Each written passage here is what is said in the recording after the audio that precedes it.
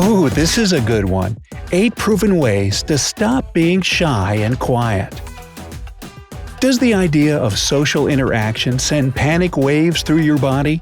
Yeah, it tends to do that for shy people.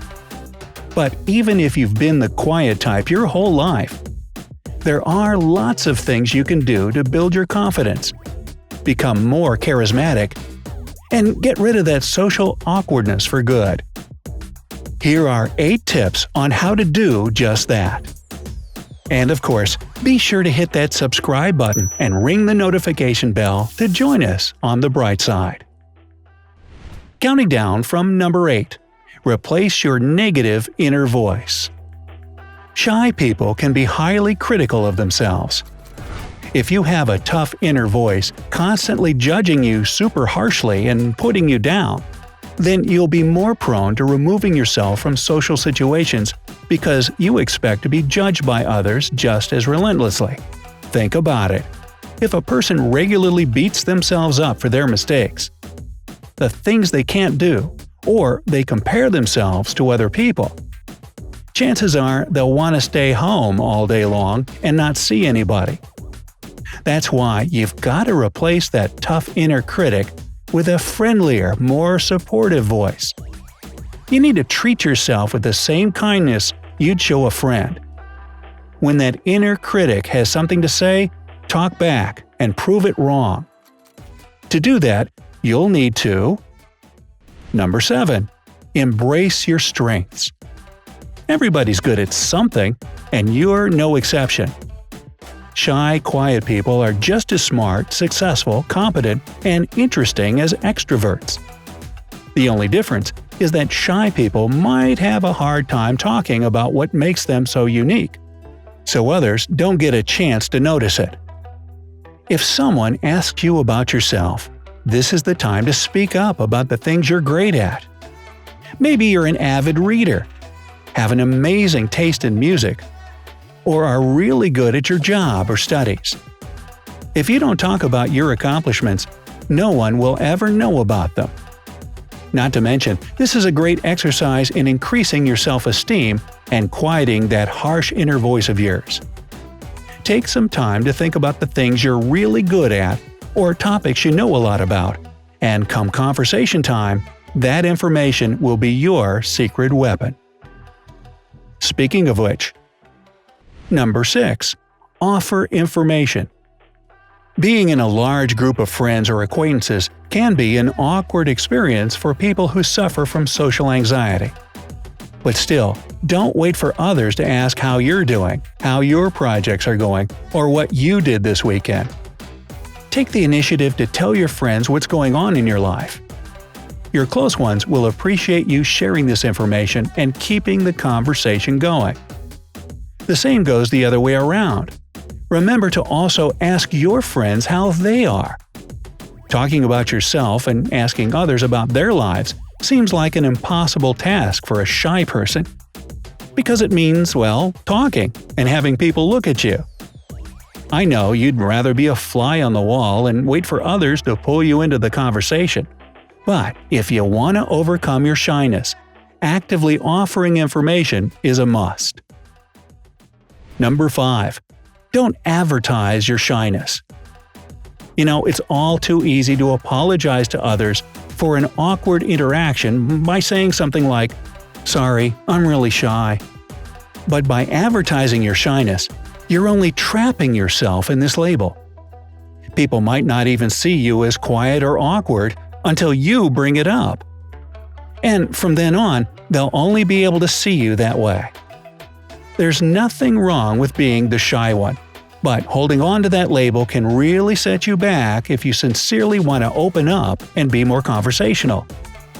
And what if someone else brings up your shyness themselves? Just try to keep it casual. You can tell them you don't see yourself that way, or just brush it off. Number 4. Practice your body language. Body language tells you so much about a person. In social situations, people who feel awkward or shy might cross their arms or legs, avoid eye contact, angle their body away from others, stand or sit further away, or lower their head. They might also hide behind their phone or always keep it in hand. It's important to be mindful if you do any of these things, and change your body language to be more open and friendly. Sit or stand up straight, keep your head held high, and maintain eye contact. Assume a comfortable body position that's angled towards the person you're engaged with. And of course, put your phone away and listen. Even if it feels weird for you to use confident body language at first, these poses themselves can actually start to build confidence in you. Number 3. Start saying yes. Now, if you're shy, you're probably skilled at declining invitations just to avoid social interaction. You might even come up with excuses or go out of your way to avoid someone or some event. But when you say no, you create a barrier that closes off opportunities. Next time someone asks you if you want to go to dinner or join them with some friends on an outing, try saying yes instead. If you see an acquaintance at the mall, don't run away and hope they don't see you. If this is someone you like, then just approach them and start catching up. Saying yes can be empowering, which is a real confidence booster. Plus, if people are constantly inviting you out with them, they obviously like you and want to spend time with you. So go for it and hang out with people who care about you. Number 2. Stay in the moment. If you're out with a group of friends and you've said something incorrectly, or you think you sounded foolish, it gets that critical inner voice going, and you get so caught up in your self-demeaning thoughts that you totally disengage with what's happening at the present time. Your brain can even start tricking you and telling you how your friends are totally looking at you like you're some kind of idiot, when that's absolutely not the case. To stop that vicious cycle of anxious thoughts from ruining your night out, you've got to put all your focus in what's actually happening. If you feel you're starting to be led away from the conversation by your own thoughts, a good trick is to start asking follow-up questions to who's ever asking at the moment. This will serve as a good distraction for you, and the people you're with will feel glad that you're listening. Number 1. Do the things you're scared to do. It's worked for others down through history.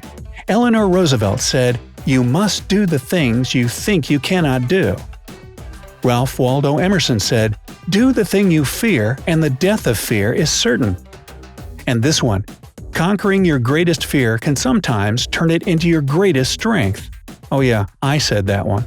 Hey, overcoming shyness isn't just about learning to talk to people. It's also about the basic principle of doing the things you're scared to do.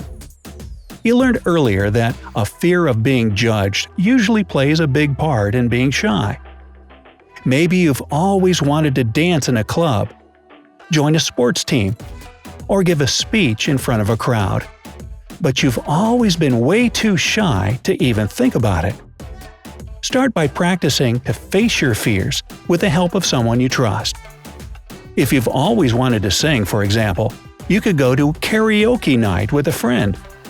This way, you know that no matter what people think, you have a friend that's right there to support you. Once you've done that, well, the sky's the limit. So, Brightsiders, what's something you've always wanted to do, but were too scared to try? Me? I was afraid of heights, so I went skydiving, and I've since made hundreds of jumps. True story. Let us know about you down in the comments. Remember to give this video a like, share it with your shy friends, and click subscribe to stay on the bright side of life.